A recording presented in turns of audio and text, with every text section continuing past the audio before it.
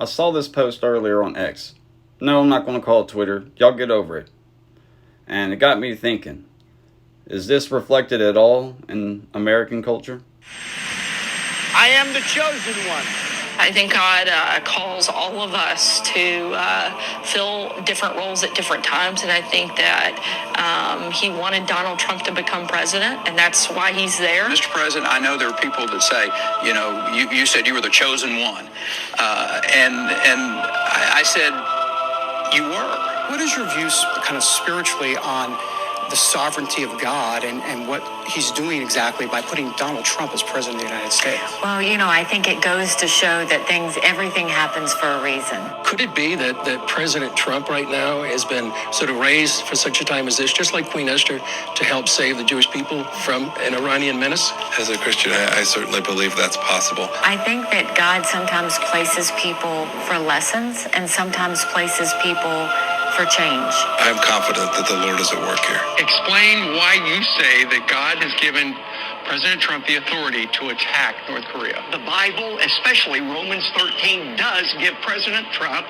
moral authority to use whatever force necessary, including assassination or even war, to topple an evil dictator. The Reverend Franklin Graham says President-elect Donald Trump was put in the White House by God. This election, no question, I believe God's hand was in it. I see the greatest president in history. Of course he is. He was chosen by God. God, in some reason, put him there for a purpose. I don't know what that is.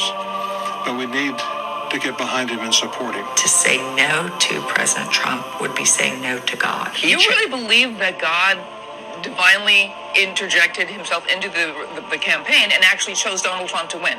I absolutely believe that because I'm a Christian. If you're a believing Christian, you understand God's plan for the people who rule and judge over us on this planet in our government. He's authentically, whether people like it or not, has been raised up by God because God says that he raises up and places all people in places of authority. It is God that raises up a king. Trump's the best president for Israel in the history of the world, and the Jewish people love him like he is the king of Israel.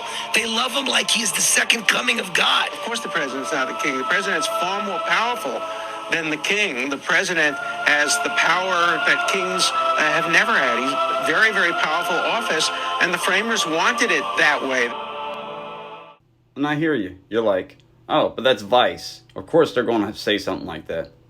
Okay, we can go elsewhere. Was Donald Trump God's chosen candidate? Yes. In what way? It was.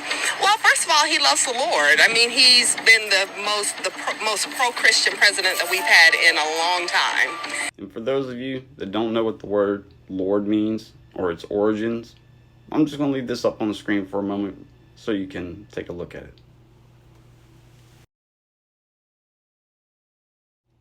And for those that are going to whine about the Young Turks being another biased source, that's okay, I got you.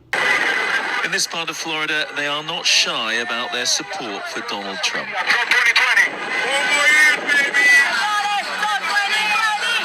Miami-Dade County didn't vote for him in 2016, but it might this time, thanks to Cuban Americans like Ariel. Because I believe Donald Trump is chosen by God for this moment in time to restore America back to what it needs to be and to bring the Judeo-Christian values back in line. You really believe God has chosen him as president? I believe 1,000% that God has chosen him as president, and you're going to see November 4th, a landslide election. And that was just some random news station from Florida that I found. You can find even more than that online. Also, it's kind of funny how Trump didn't win that 2020 election, and they were like, oh, he's going to win. Of course, they're not understanding yet that it's a show. And for those of you that missed it. And this is a practice that we probably will be recommending into the future long after the enemy is gone. This particular enemy is gone. The enemy is gone. This particular enemy is gone. But then again, you probably still believe that's what the word government means, when it actually means something like this. For those that don't know, the word God is short for Godriel, and most of you don't know about him because he's not included in your quote-unquote canonical perversion of the truth, aka by Baal, or what y'all normally call a Bible. So if you want to learn about him, You can actually get this version of the complete book of Enoch online for free. And here's a little sauce for that sandwich for you. This is from Enoch.